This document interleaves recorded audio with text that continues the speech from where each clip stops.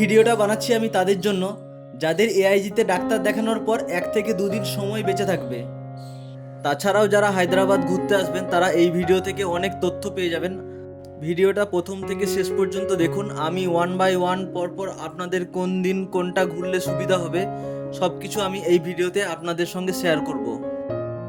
হায়দ্রাবাদে এআইজি হোক বা অন্য কোনো হসপিটালে সম্পূর্ণ চিকিৎসা কমপ্লিট হওয়ার পর অনেকেরই হাতে 1 দিন বা 2 দিন সময় বেঁচে যায়।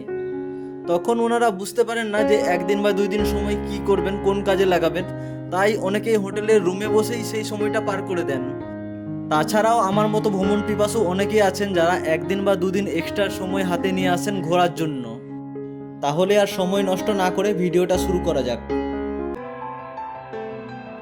আমি শুরু করছি বাবুখান লেন থেকে। হায়দ্রাবাদ ঘোরার অনেকগুলো অপশন রয়েছে, যেমন অটো, 4 হুইলার, মেট্রো, বাস, এইসব দিয়ে হায়দ্রাবাদ আপনারা অনায়াসেই ঘুরতে পারবেন। অটো বা প্রাইভেট কার যদি আপনারা বুকিং করেন তাহলে আপনাদের খরচ অনেকটাই বেশি হবে, কিন্তু এর সুবিধা হলো আপনাদের সময় অনেকটাই বাঁচবে এবং আপনারা কমফোর্টভাবে ঘুরতে পারবেন। ঘুরতে যাওয়া লোকের সংখ্যা 4 জন বা তার বেশি হয় যদি, তাহলে আপনাদের অটো বা প্রাইভেট কার রিজার্ভ করে নেওয়াই সবথেকে বুদ্ধিমানের কাজ হবে।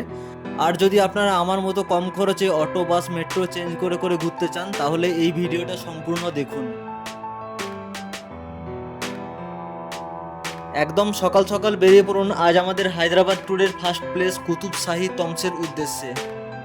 পারলে সকাল সকাল স্নানটা সেরে নিন, কারণ সারাদিন স্নান করার আর কোনো জায়গা পাবেন না, আর বাড়ি ফিরতে ফিরতে রাত হয়ে যাবে।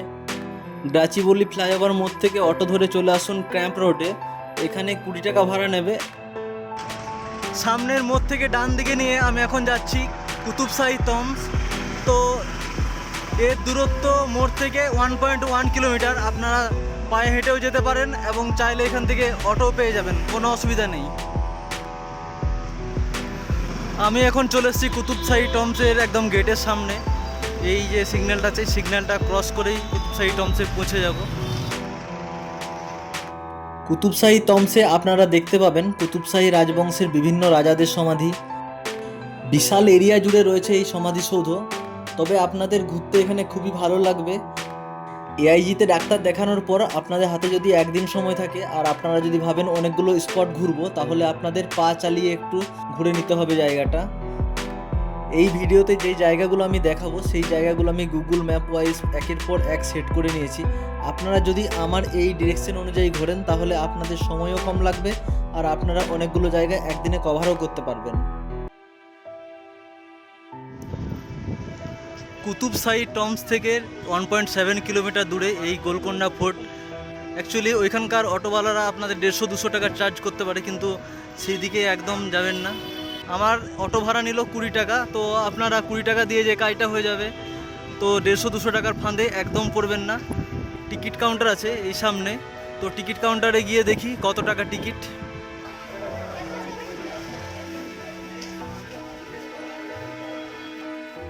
টিকিট মূল্য নিল 25 টাকা, আর যারা ডিএসএলআর আনবেন তাদের আরও 25 টাকা এক্সট্রা দিতে হবে। গোলকুন্ডা ফোর্টকে জুড়ে রয়েছে অনেক ঐতিহাসিক ঘটনা। আপনারা বিস্তৃতভাবে জানতে চাইলে গাইড নিয়ে নিতে পারেন, আর যদি আপনারা চান নিজেই ঘুরে দেখব সেটাও করতে পারেন। যদি এখানে গাইড নেন তাহলে অবশ্যই দাম দর করে গাইড নিয়ে নেবেন। আর গাইডরা ফোর্টের উপর পর্যন্ত যায় না, ওনারা নিচের থেকে এই ফোর্টের ঐতিহাসিক তাৎপর্য আপনাদের ব্যাখ্যা করে শোনাবেন। ফোর্টের উপরিভাগে রয়েছে একটা মন্দির এবং একটা মসজিদ। মন্দিরটা রয়েছে মা জগদম্বার, মা কালীর একটা রূপ। আপনারা এখানে এলে অবশ্যই ওপরে আসবেন। ওপর থেকে হায়দ্রাবাদ শহরটা খুব সুন্দর লাগে। আর এখানে ঘুরতে মোটামুটি আপনাদের 2 ঘন্টা থেকে 3 ঘন্টা সময় লাগতে পারে। তখনকার যুগে গোলকুন্ডা ফোর্টে হীরের বাজার বসত। ভেবে দেখুন একবার, এই সমস্ত জায়গা জুড়ে হীরা ব্যবসায়ীরা বসে আছে। ইমাজিন করুন। শোনা যায় সবথেকে দামি কোহিনূর হীরা এখানেই পাওয়া গেছিল, যা এখন বর্তমানে ইংল্যান্ডের মিউজিয়ামে রয়েছে। গোলকুন্ডা ফোর্ট থেকে 10 কিলোমিটার দূরে রয়েছে নেহেরু জুলজিক্যাল পার্ক। এখানকার টাইমিং এবং টিকিট মূল্য আমি আপনাদের এই ভিডিওতে দিয়েছি, আপনারা চাইলে পজ করে দেখে নিতে পারেন। আপনাদের সঙ্গে যদি বাচ্চা থাকে তাহলে আপনারা অবশ্যই এই জুলজিক্যাল পার্কে যাওয়ার চেষ্টা করবেন, কারণ বাচ্চাদের এই জুলজিক্যাল পার্ক খুবই ভালো লাগবে। এখানে বিভিন্ন বন্যপ্রাণী রয়েছে, যেমন বাঘ, সিংহ, ভালুক, কুমির এবং নানা ধরনের পাখি, সাপ। এগুলো বাচ্চাদের খুবই ভালো লাগবে। আপনারা অবশ্যই এই জায়গাটাতে যাবার চেষ্টা করবেন। তাছাড়াও এখানে বাচ্চাদের জন্য বিভিন্ন অ্যাক্টিভিটি রয়েছে। আর যারা হাঁটতে পারবেন না তাদের জন্য ব্যাটারি ভেহিকলসের ব্যবস্থা আছে, অবশ্যই তার জন্য আপনাদের আলাদা টিকিট নিতে হবে। তাছাড়াও এখানে জঙ্গল সাফারি রয়েছে, এটা বাসে করে করানো হয়। দিনের দিন আপনারা টিকিট পাবেন নাকি সেটা আমি গ্যারান্টি দিতে পারবো না, তবে অনলাইনে আগে থেকে আপনারা এই জঙ্গল সাফারির জন্য টিকিট বুকিং করে নিতে পারেন। ঘড়িতে বাজছে এখন 3:30। এই মাত্র চারমিনারের সামনে বাস আমাকে নামিয়ে দিল। ওখান থেকে 2 মিনিট হেঁটে চারমিনার গেটের সামনে পৌঁছে গেলাম। চারিদিকে বাজার, বিভিন্ন রকম চুড়ি, মালা, মুক্তো এসবের দোকান রয়েছে ম্যাক্সিমাম। নেহেরু জু থেকে চারমিনারের ডিস্টেন্স হচ্ছে 4 কিলোমিটার। খুব বেশি সময় লাগবে না, তবে রাস্তায় জ্যাম থাকতে পারে। এখানে আসার জন্য আপনারা বাস এবং অটো দুটোই পেয়ে যাবেন। হায়দ্রাবাদ আসবো আর চারমিনার আসবো না, এটা কি কখনো হয় বলুন? আজকে আবহাওয়াটাও সঙ্গ দিয়েছে, একদম ক্লিয়ার আকাশ, খুব সুন্দর লাগছে।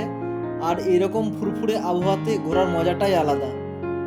চারমিনারের ওপেনিং টাইম হচ্ছে সকাল 9টার সময় এবং বন্ধ হয় বিকাল 5:30-এ।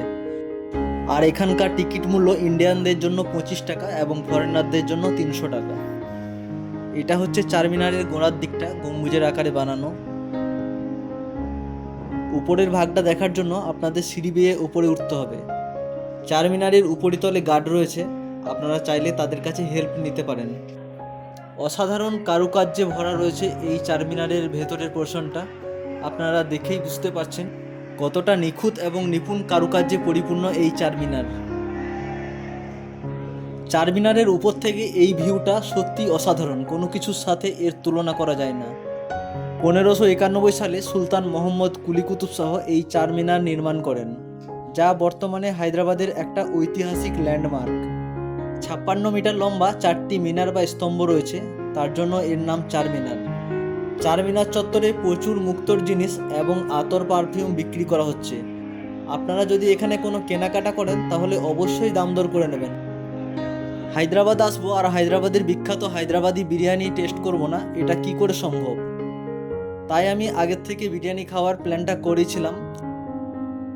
লোকাল অনেক লোককে জিজ্ঞাসা করে অবশেষে জানতে পারলাম এই সাদাব হোটেল হচ্ছে চারমিনারের আশেপাশে সবথেকে ভালো বিরিয়ানির দোকান। তাই ঢুকে পড়লাম এবং অর্ডার করলাম চিকেন বিরিয়ানি। কলকাতার বিরিয়ানি এবং হায়দ্রাবাদি বিরিয়ানির টেস্টের অনেকটা পার্থক্য রয়েছে। আমাকে যদি জিজ্ঞাসা করা হয় কোন বিরিয়ানিটা ভালো, তাহলে আমি কলকাতার বিরিয়ানিটাই বলবো। তবে এখানে অনেকে হয়তো বলবেন কলকাতা বিরিয়ানিতে আলু পাওয়া যায় বলে হয়তো ভালো বলছেন, কিন্তু না, টেস্ট ওয়াইজ আমার কলকাতার বিরিয়ানি সবথেকে বেশি ভালো লাগে। আপনাদের কোথাকার বিরিয়ানি ভালো লাগে আপনারা অবশ্যই কমেন্টে জানাবেন। চারমিনার থেকে 9.3 কিলোমিটার দূরে হুসেন সাগর হ্রদের মাঝখানে রয়েছে এই বুদ্ধ স্ট্যাচু। চারমিনার থেকে 8 ঘন্টা 45 মিনিট সময় লাগবে আপনাদের এখানে পৌঁছাতে।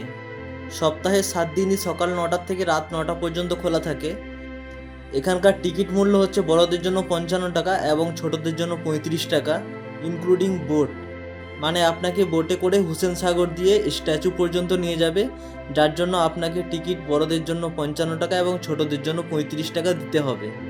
এই মূর্তিটি 58 ফুট বা 18 মিটার লম্বা এবং এর ওজন হচ্ছে 350 টন এবং এটি বিশ্বের সবথেকে বড় একশিলা বুদ্ধ মূর্তি। 1992 সালে 1 ডিসেম্বর এটি এখানে সফলভাবে স্থাপন করা হয়। এর আগে 1990 সালে 10 মার্চ মূর্তিটি স্থাপন করার চেষ্টা করা হয়, কিন্তু এই মূর্তিটি উল্টে হুসেন সাগর হ্রদের মধ্যে পড়ে যায় এবং এখানে 10 জন নিহত হন। প্রত্যেক দিন সন্ধ্যার পর এখানে লাইটিং শো হয় আর এর টাইমিং হচ্ছে সোমবার থেকে শুক্রবার পর্যন্ত সন্ধ্যা 7:15-তে এবং উইকেন্ডে মানে শনি আর রবিবার রাত 8:30টার সময় এখানে লাইটিং শো হয়।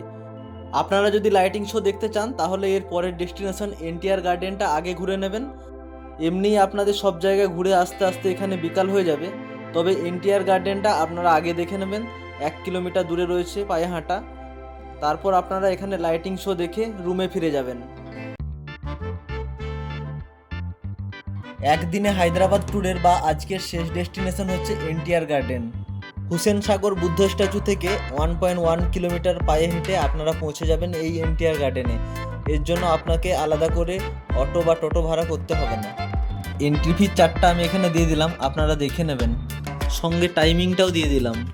অন্ধ্রপ্রদেশের প্রাক্তন মুখ্যমন্ত্রী এনটি রামা রাওয়ের স্মরণে এই এনটিআর গার্ডেন তৈরি হয়েছে এবং এর আয়তন হচ্ছে 36 একর। এনটিআর গার্ডেন হচ্ছে মেনলি একটা ডেকোরেট করা পার্ক, আর এখানে বিভিন্ন ধরনের অ্যাক্টিভিটি রয়েছে। অ্যাক্টিভিটিগুলো ম্যাক্সিমাম বাচ্চাদের। এবার আপনি ওখানে যাবেন কি না যাবেন সেই সিদ্ধান্ত আপনার। এই জায়গাটা ঘুরতে মোটামুটি 1.5 থেকে 2 ঘন্টা সময় লাগবে। এই সব জায়গাগুলো কভার করতে মোটামুটি রাত হয়ে যাবে। এখান থেকে বাবুখান লেনের ডিস্টেন্স হচ্ছে 14 কিলোমিটার। রাত হয়ে গেলে পাবলিক ট্রান্সপোর্টে কেটে কেটে আসা অনেকটাই অসুবিধার ব্যাপার। আর তাছাড়া ঠিকঠাক পাবলিক ট্রান্সপোর্ট আপনি পাবেনও না। সারাদিন ঘোরাঘুরির পর আপনার শরীরও ক্লান্ত থাকবে, তাই এখন ট্যাক্সি বা ওলা বুক করে নেওয়াই সবথেকে ভালো। এখানে আমি আরেকটা কথা বলতে চাই, আজ টোটাল আমি 6টা স্পট আপনাদের দেখালাম। একদিনে যদি এতগুলো স্পট কভার করতে প্রবলেম হবে বলে আপনাদের মনে হয়, তাহলে আপনারা 2-1টা স্কিপও করতে পারেন। তবে কোনটা স্কিপ করবেন সেটা আপনারা একটু দেখে নেবেন। আমি এই লিস্টটা গুগল ম্যাপ অনুযায়ী বানিয়েছি। আপনি যেই জায়গাটা স্কিপ করবেন তারপরের ডেস্টিনেশনে আপনি চলে যাবেন, আপনার কোনো অসুবিধা হবে না। হাতে সময় থাকলে দ্বিতীয় দিনে সকাল সকাল বেরিয়ে পড়ুন রামোজি ফিল্ম সিটির উদ্দেশ্যে। আজকের পুরো দিনটা আপনাদের এখানেই কেটে যাবে। বাবুখান লেন থেকে রামোজি ফিল্ম সিটির ডিস্টেন্স হচ্ছে 50 কিলোমিটার মতো, তাই সময় একটু লাগবে। আর সকাল সকাল আসতে বলার কারণ হলো, যদি সকাল সকাল আপনারা না আসেন তাহলে পুরো জায়গাটা ঘুরে আপনারা শেষ করতে পারবেন না। রামোজি ফিল্ম সিটির বাইরে রয়েছে বিশাল পার্কিং এরিয়া। এখানে আপনারা 2 হুইলার 4 হুইলার সব অনায়াসেই পার্কিং করতে পারেন, অতএব পার্কিং নিয়ে কোনো আপনাদের সমস্যা নেই। এবার আসি টিকিট মূল্যের দিকে। টিকিটের বিভিন্ন ভাগ রয়েছে এখানে। Normal ticket, with lunch, with dinner এবং বিভিন্ন প্যাকেজ এখানে রয়েছে। আমি এখানে স্ক্রিনশট দিয়ে দিয়েছি, আপনারা দেখে নিতে পারেন। বাচ্চাদের ক্ষেত্রে কোন বাচ্চার টিকিট লাগবে আর কোন বাচ্চার লাগবে না সেটা এখানে হাইট অনুপাতে নির্ধারণ করা হয়। 33 ইঞ্চির নিচে হাইটের বাচ্চাদের টিকিট লাগে না। 33 থেকে 54 ইঞ্চির বাচ্চাদের চাইল্ড টিকিট, এবং 54 থেকে বড় যে বাচ্চাদের হাইট তাদেরকে অ্যাডাল্ট হিসাবে টিকিট লাগবে এখানে। ফিল্ম সিটির ভিতর আপনারা যা কিছু দেখছেন এই সবগুলোই হচ্ছে নকল। কোনো না কোনো সিনেমা তৈরির জন্য এগুলো ব্যবহার করা হয়েছে। এই যে জেলটা দেখছেন এটাও নকল। আর এইখানে বিদেশি যে সিটি হয় সেই সিটির আদলে তৈরি করা হয়েছে বিভিন্ন বিল্ডিং। একটা দিন খুব হেসে খেলে এবং এনজয় করে কাটানোর মতো জায়গা হচ্ছে এই ফিল্ম সিটি। কখন সকাল থেকে রাত হয়ে যাবে আপনারা বুঝতেই পারবেন না। বাহুবলী সিনেমার মতো বিখ্যাত স্টুডিও সেটআপ যখন আপনারা এখানে দেখবেন তখন আপনাদের মনটা আনন্দে ভরে যাবে। ছবি তুলতে তুলতে কখন এই 8-9 ঘন্টা পেরিয়ে যাবে আপনি বুঝতেও পারবেন না। তো বন্ধুরা, এই ছিল আজকের ভিডিওতে আমি 2 দিনের ট্যুর গাইড দিয়েছি। এবার আপনারা নিজেদের মতো মডিফাই করে নিতে পারেন।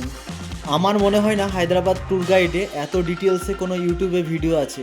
চ্যানেলের পাশে থাকবেন।